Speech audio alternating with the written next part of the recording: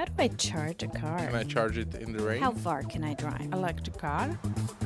What's a power grid? Is V2G possible? What is V2G? Do I get free parking for my EV? Hi everyone, welcome to Electric Avenue, a podcast about the electric mobility revolution and new energy economy as seen from our perspective out here in Central and Eastern Europe. I'm your host, Aaron Fishbone, Communications Director at electric mobility company Greenway.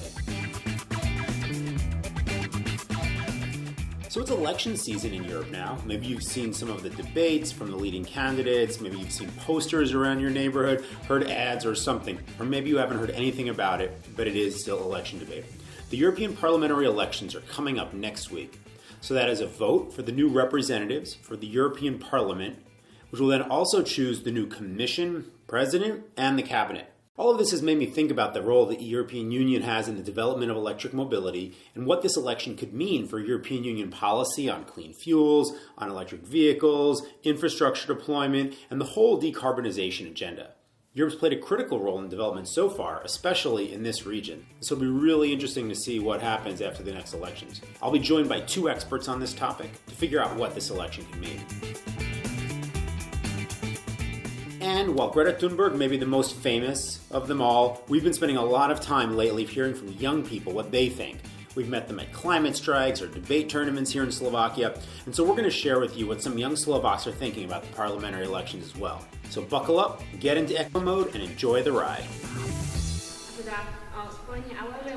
The National Championship High School Debate Tournament in Slovakia recently was on the topic of banning combustion engine vehicles. Sort of mind-blowing that could happen in the largest car-producing company per capita in Europe, but still amazing development and really shows how high this issue is coming on the agenda. So my colleague Oksana and I wanted to know what these kids learned in their research and what their opinions they had formed.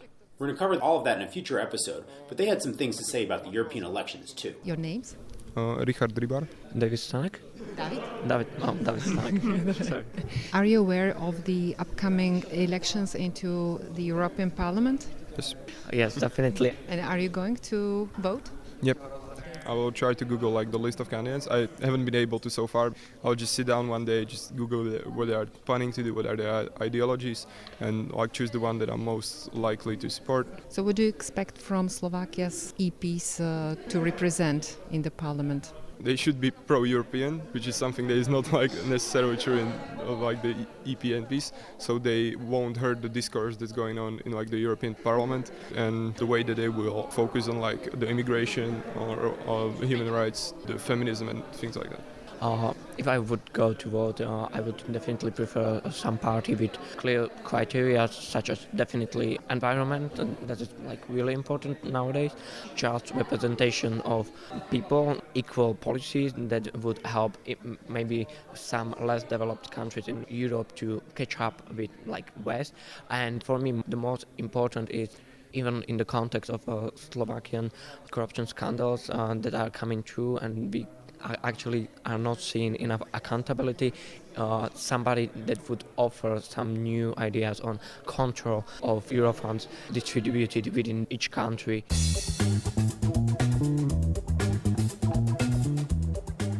And there you have it. They also have a range of opinions, but I'm glad they're aware and paying attention, and hope that there's a lot more out there like them who are planning on voting.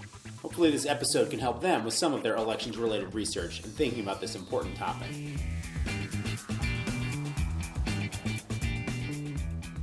Now, our last episode was a special one. It was from a conference in Brussels organized by electric vehicle services company Greenway, which I work for.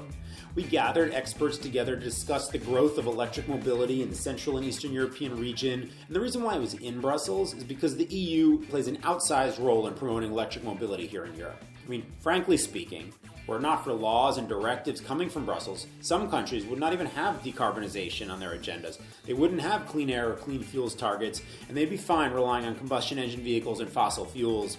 But Brussels has been instrumental in changing all of this. From their directives and targets, requiring national action plans to localize these goals, all the way to providing direct financial incentives to supporting clean fuels infrastructure, such as EV charging stations. Soon there's going to be a new parliament and a new commission. So it's a good time to ask, what could this election mean for the policies that we in the electric vehicle charging ecosystem care about and that influence our work? Our guests are going to be calling in, so this may not be the best audio quality ever, but please bear with us because what they have to say is certainly worth it.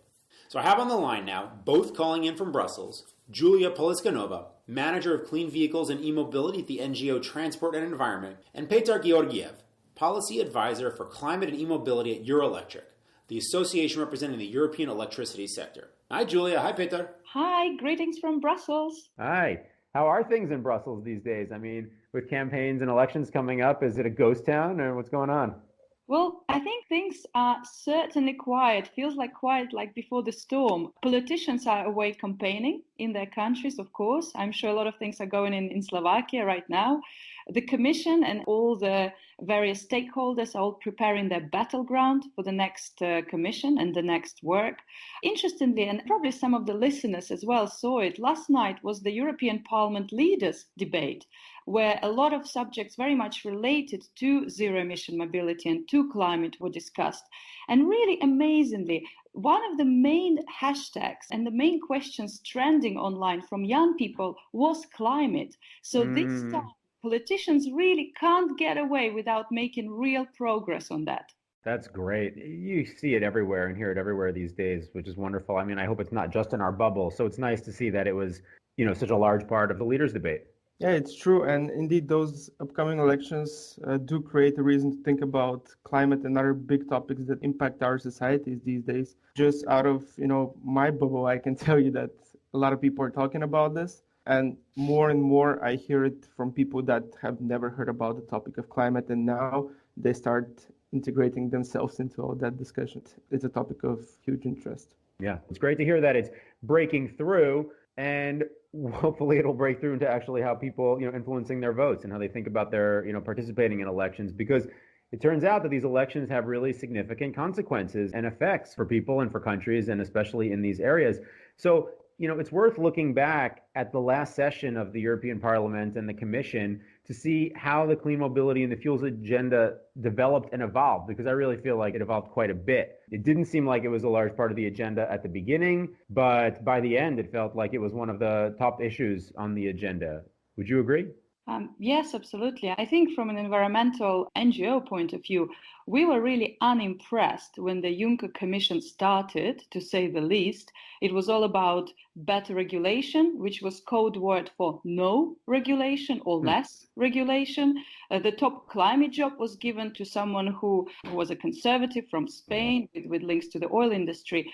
But it's also fair to say that by the end of the term, Europe has managed to do some great stuff on climate, brokered the Paris Agreement, really reformed some of the key climate rules here for all the polluting industries, and really bravely dealt with the Dieselgate emissions scandal, really put in place some proper emission standards, better tests, and seems like we do now have a lot of regulations that will really put us on the path to decarbonize by 2050. Yeah, the decarbonization of our economy by 2050. This is something that our sector, the electricity sector in Europe, is really striving towards.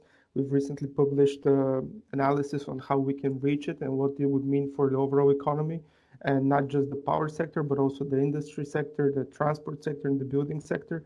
So it is indeed a huge topic of discussion here in Brussels. And I would say it's also a very politically sensitive topic, that it's on the big chessboard of trading chips between the political forces in Europe, and we see clear frontrunners and laggards. Yet Europe has to show unity in this moment and overcome this division with a strong industrial strategy fit for the next decades and fit for competition with other emerging superpowers around the world. But this would require strong leadership. So it's not just on the emission trading scheme or CO2 standards for vehicles, but also on the functioning of the energy markets, which will all allow for decarbonization of the transport sector and making it more competitive. And this has to be done combining several policy tools.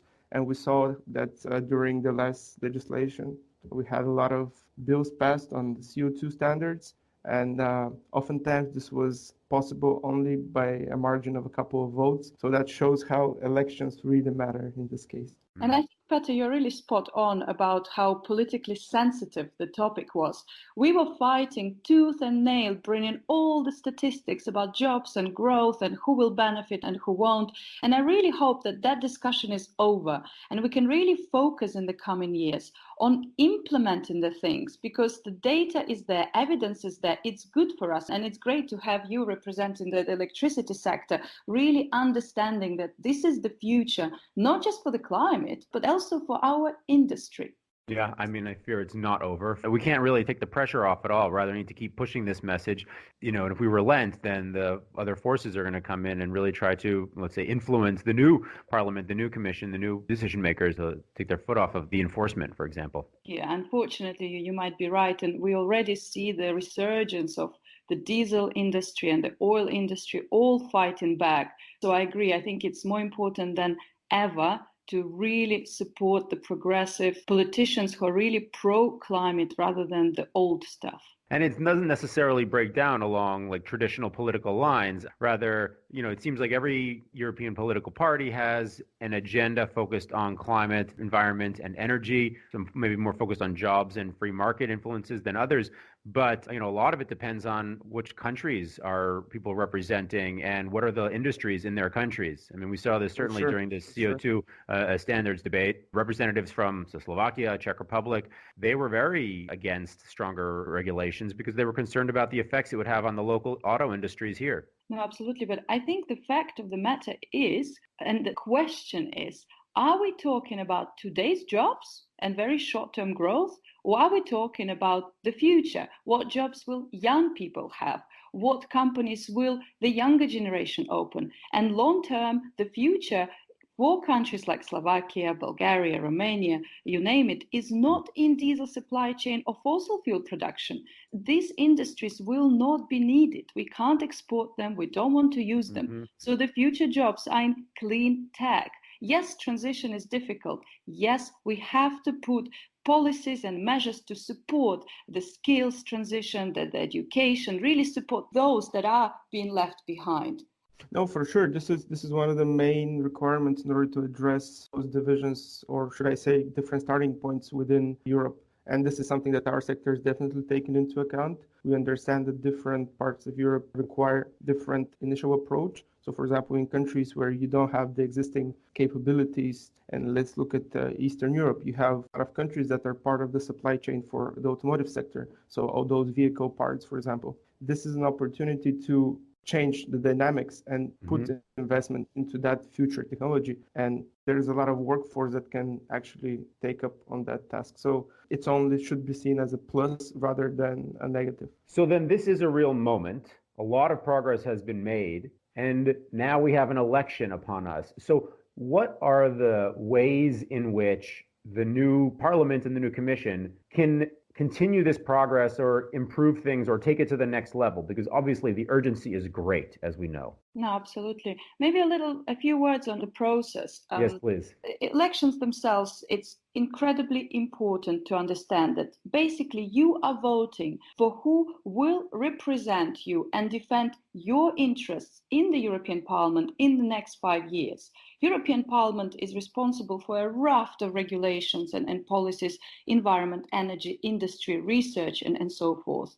And it's really proportional, so every vote counts. If 5 people out of 10 vote for a right-wing politician who protects, for example, the oil industry, 50% of the parliament will be voting for those interests. So it's really important. But what is also key to mention is that it's not only about the European Parliament.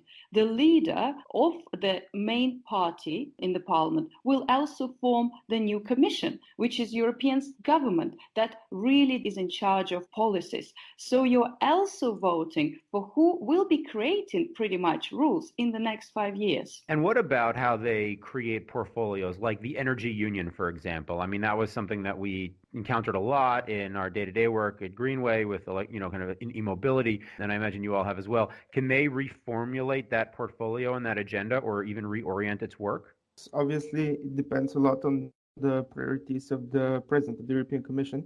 I believe that there will be several new initiatives. There's a lot of talk, for example, in town about a heating and cooling package regarding buildings. So it comes a lot from really what is necessary to be addressed. I mean, at the bottom of it, it's also, of course, a very political process of deciding what's important.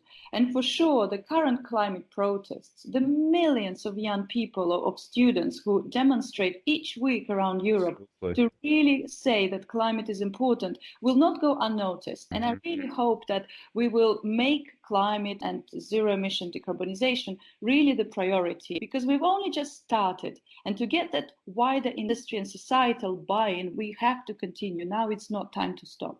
All technology is already there. Let's use it. Let's put clear priority to immobility as industrial and climate priority.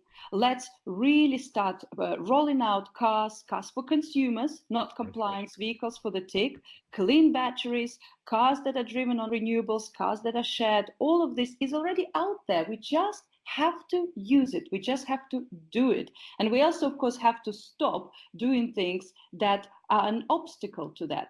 Fossil fuel subsidies is one. Still allowing dirty diesels in cities, in particular in Eastern Europe, is another. Yes, and if I may add, recently there was a deadline for countries to submit a draft national energy and climate plan. And we saw that most of those climate plans are quite suboptimal. And the level of ambition, the level of detail of the policies, and the measures that they describe, and the quality of the measures they describe seem to be very suboptimal. So what needs to happen is not just for EU policies to strengthen, but that should translate into national legislation as well. This is an important point, and I know that as we're talking for EU election, the attention goes to Brussels, but we should not forget that policy is being created also on national level.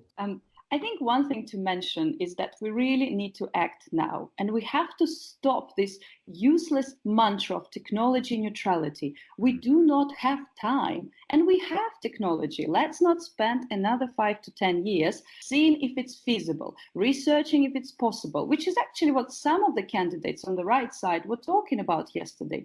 We have an emergency on our hands, and we have the technology and industry who can benefit. So let's put technology neutrality aside and really put electrification as the industrial and climate priority in the next commission so that all policies are aligned. Peter, I'm sure you must have something to add to that. Well, obviously, I agree with this idea. This is also something that our sector is pushing for, obviously. Yeah. We see the benefits in that. We see the fact that you have this debate about technology neutrality. Fine. I think something must be interfering. Then we start talking about technological neutrality and the technology starts to intervene. Oh, that's unfortunate.